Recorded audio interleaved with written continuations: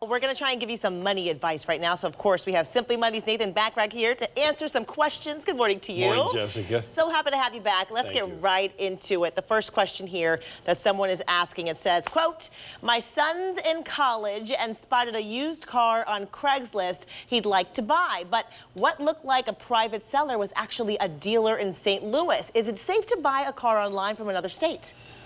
Personally, I can't imagine buying any car where I don't get in and drive it around, Right. see how it smells, and do stuff like that. That said, okay, if it's going to be on Craigslist, they have to disclose that they're a dealer, number one. Yeah. Number two, you better get the mileage, you better get the VIN number, and if it's someplace outside of Cincinnati, you're going to have to pay somebody $100, $150 to go inspect the car for you.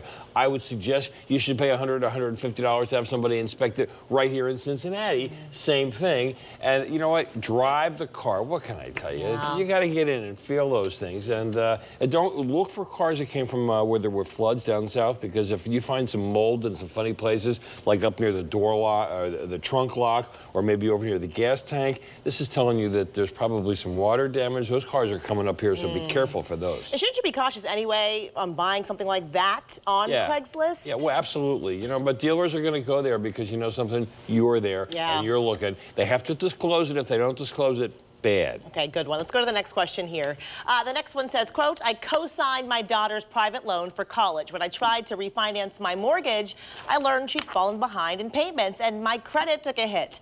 How can I get this loan off my credit record? Well, first off, maybe you pay it off, which could be a big bite out of the apple. And then, of course, you don't even bother paying it off until you go back to the financial institution and say, listen, this isn't really mine, but it is mine, but I co-signed. This is why I hate co-signing for loans. And think about this. There's 185,000 people who are collecting Social Security who are having a piece of their Social Security check taken each month by the government because they co-signed for student loans. Now, this is a private loan. Very tough to renegotiate those things. Talk to the lender first. Pay it off, but you know the lesson here is before you just don't, okay? Just don't, how about that? Just don't co-sign. Give it to your brother-in-law and then just write it off, because that's about what it's going to be worth. You heard it from Nathan. You got it. All right, Simply Money Tip of the Week. All right, Simply Money Tip of the Week. You want to cut a deal on food? Yeah.